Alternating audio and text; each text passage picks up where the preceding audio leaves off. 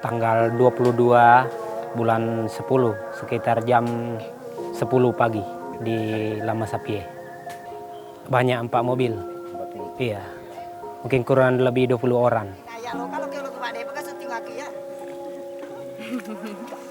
Pada waktu ditangkap katanya mau dibawa ke kantor desa dulu. Terus Pak Desa tidak ada pada waktu itu. Jadi kami dibawa di kantor Polres. Di sana mau ketemu Pak Desa juga tidak hadir. Jadi pada waktu itu langsung dibawa ke Makassar.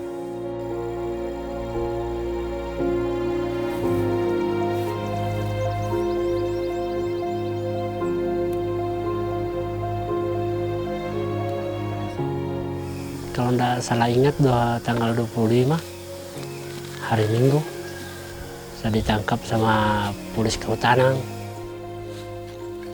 lagi tanam jahe sama teman-teman di sini yang berkebun, yang petani. Saya pun juga tidak mengerti kenapa tiba-tiba datang tuh kehutanan yang menangkap saya. Tiba-tiba saya kan cuma menanam jahe. Tidak tahu dari mana itu asalnya kehutanan ada muncul di situ. Dia bilang siapa yang punya kebun di sini. Jadi saya jawab saya punya kebun. Siapa yang suruh? Tidak ada yang suruh, saya sendiri. Saya punya nenek moyang saya punya tanah ini. Saya di Makassar 2 bulan. 2 bulan ditahan. Ditahan di penjara. Perasaan saya rasa tidak enak, perasaan itu. Ingat semua anak, istri.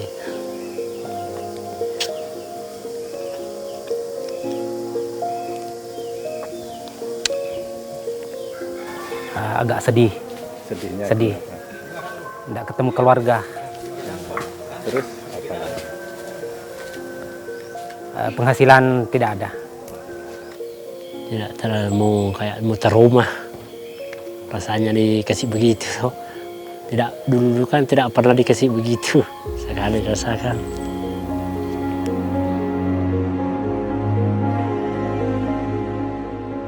Tahun 2017 kami mencatat ada 27 korban kriminalisasi yang diakibatkan oleh Undang-Undang P3H ini. Rata-rata petani, masyarakat adat, atau masyarakat di pedesaan itu yang berdampingan dengan kawasan hutan atau berada dalam klaim kawasan hutan ini dituduh misalnya melakukan garapan di kawasan konservasi atau menebang kayu yang itu merupakan dianggap sebagai klaim aset perhutani untuk misalnya kasus-kasus P3H di Jawa.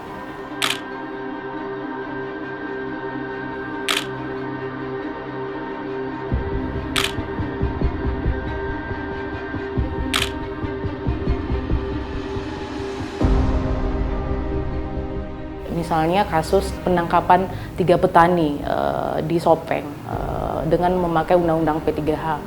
Kemudian 2 tahun sebelumnya ada 13 petani di Kabupaten Goa juga dikriminalisasi dan kasusnya sampai sekarang tidak selesai, menggantung, tidak juga di SP3-kan. Waktu mereka ditangkap, keluarganya berinisiatif datang ke kantor LBH Makassar untuk minta pendampingan hukum. Nah, pada saat kita mendampingi, teman-teman tim penasihat hukum langsung melakukan investigasi. Kita langsung ke lokasi untuk bikin konstruksi, ketemu sama keluarga dan lihat tempat kejadian. Nah, dari awal memang kita sudah mencium ada pelanggaran hukum acara pidana. Dan saat itu kita mengajukan pra-peradilan untuk menentukan apakah penangkapan dan penetapan tersangka ini sah atau tidak secara hukum. Dan terbukti, hakim menyatakan penangkapannya itu tidak sah secara hukum. Mereka ditangkap secara sewenang-wenang. Tidak ditahu untuk apa mereka ditangkap. Bahkan 3 hari mereka bukan ditangkap, mereka ini disekap 3 hari. Jadi keluarganya tidak tahu 3 hari ini apa statusnya mereka. Dibawa ke Makassar, tidak ditahu.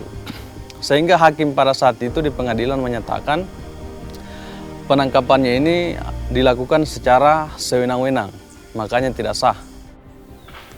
Ya memang yang waktu pertama saya di sidang ditanya juga di situ di pengadilan Ditanya sama hakim. tanyanya gimana? Dia tanya, kamu memang di situ kau pernah tahu kawasan hutan lindung? Saya bilang, saya tidak tahu. Saya tidak ada tanda-tandanya di situ. Tidak ada patoknya. Dia bilang, kau tidak takut menembang kayu ya? Saya tidak tahu itu kata aku apa tidak. Tapi cuma banyak mati berdiri kayu jadi saya tumbang. Itu tanah nenek moyang. Ya, itu tanahnya nenek saya. Sekalipun mereka dikenakan dua undang-undang, Undang-Undang P3H dan Undang-Undang Kehutanan, mereka tetap tidak bisa dipidana. Dengan pertimbangan tadi, pertama, mereka telah berkebun dan tinggal secara turun-temurun, dan itu fakta yang muncul di persidangan. Perbuatan mereka menebang pohon bukan untuk kepentingan komersil, bukan mau dijual, tapi hanya bangun rumah kebun dan sebagian kayu bakar untuk buat gula. Toh Mahkamah Konstitusi sudah memutus bahwa batas hutan itu harus dirundingkan oleh mereka-mereka yang mempunyai kepentingan di situ. Tidak boleh sepihak. Di Undang-Undang Perkebunan nomor 41 tahun 1999 itu ada pasal bahwa batas-batas atau yang diklaim sebagai batas hutan ditentukan oleh sepihak, oleh pemerintah. Itu sudah dibatalkan itu. Sehingga itu harus ditentukan oleh siapa saja yang menjadi stakeholder ada di situ. Lah stakeholdernya kan rakyat juga ada di situ. Jadi kalau saya ya rakyat sendiri jangan nunggu terus undang-undang begini ini dipermainkan terus begini ini.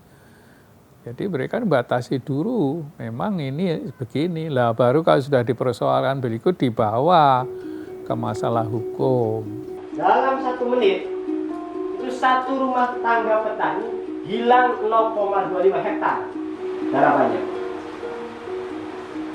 Ya bisa dibayangkan kan, kayak tiran, merbau, mereka kan terus melakukan gerakan-gerakan merayu, merampas, memaksa. Selama ini di lokasi di hutan ini Conang itu masyarakat hampir tiap hari merasa terteror dengan pihak kehutanan. Bahkan ketika ada pengumuman dari kepala desa, di masjid-masjid diumumkan bahwa hari ini atau besok akan ada kehutanan lagi yang patroli, mereka tidak akan turun. Ketika misalnya ikut ke sidang, mereka merasa juga terancam.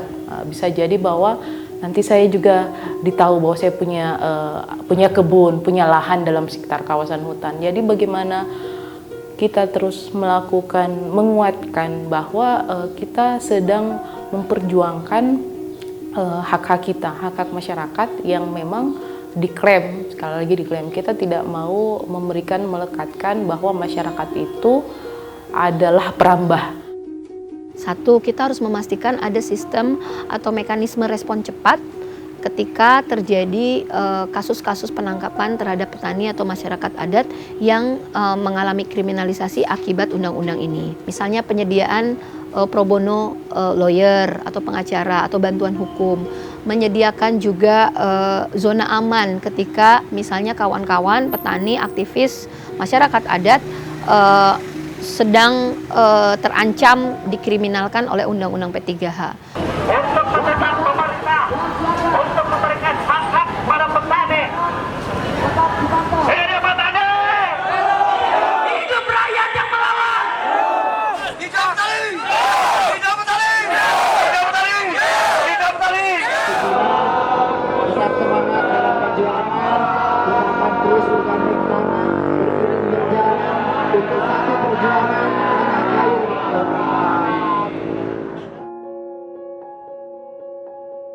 Hakim pada akhirnya menjatuhkan putusan bebas atau free sprach kepada 3 terdakwa ini. Nah, putusan ini memberikan angin segar pada masyarakat. Ini sangat berdampak luar biasa kepada masyarakat yang tinggal dalam kawasan hutan Laposo Nini Conang. Ya, kemenangan Sopeng ini memang salah satunya adalah dari strategi gerakan masyarakat sipil di Makassar, di Sulawesi Selatan, yang itu bersatu mengumpulkan kekuatan untuk mengorganisir warga yang terdampak, dalam hal ini warga Sopeng, yang terus-menerus mendampingi proses pengadilan kasus Sopeng ini. Jadi ada tekanan dari publik Makassar, dari publik Sulsel untuk memastikan hakim itu bekerja berdasarkan perspektif keadilan dan berbasis kerakyatan. Tapi yang jelas, undang-undang ini kan sangat bertentangan dengan Perpres Reforma Agraria sebenarnya. Yang satu Perpres Reforma Agraria mengatakan kalau tanah yang sudah ditempati dan diduduki oleh masyarakat sekian tahun dan segala macam itu bisa dilepaskan dari kawasan hutan. Kalau dalam Undang-Undang P3H, masyarakat atau kelompok masyarakat tradisional apapun itu yang kalau tidak memiliki alas hak mendiami tanah tersebut, tanah negara tersebut, bisa dipenjara. Nah, bagaimanapun mereka ini butuh kepastian hukum. Butuh kepastian hukum karena ada saja faktor-faktor yang di luar perkiraan tiba-tiba merugikan mereka. Misalnya orang kehutanan secara membabi buta langsung menangkap, tidak peduli dan lain-lain. Nah, rekomendasinya adalah ada kepastian hukum, tanah-tanah mereka ini harus dikeluarkan dalam kawasan hutan. Dengan jaminan pasal 18 ayat 2 itu akan sudah jelas. Negara memang harus menghormati, mengakui ya kesatuan masyarakat hukum adat ya dengan hak-hak tradisionalnya. Kalau mereka itu melakukan suatu perbuatan sesuai dengan hak tradisionalnya, mengapa mereka harus dipidana? Ini loh masalahnya ada di situ. Dan masyarakat yang demikian itu di Indonesia masih banyak yang dia memungkui ketentuan hukum adat sebagai hukum yang diterima dan dijalankan sebagai sesuatu yang mencerminkan rasa keadilan di kalangan mereka. Kemungkinan kalau memang bertentangan dengan hukum adat atau dengan hukum jaminan hak asasi manusia bahwa yang menyatakan hak untuk hidup dan sebagainya melalui cara itu, melalui pelestarian wilayah adat, dia harus dibatalkan. Setidak-tidaknya permohonan itu adalah berlakunya bersyarat.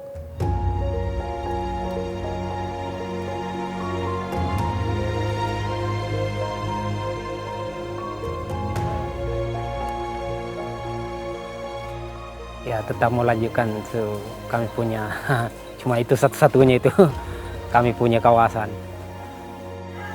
Jangan mau berkebun lagi, padahal itu saja semuanya kerja memang tidak ada yang lain. Berkebun, tani, tanam-tanam apa yang bisa menghidupkan anak-anak, istri.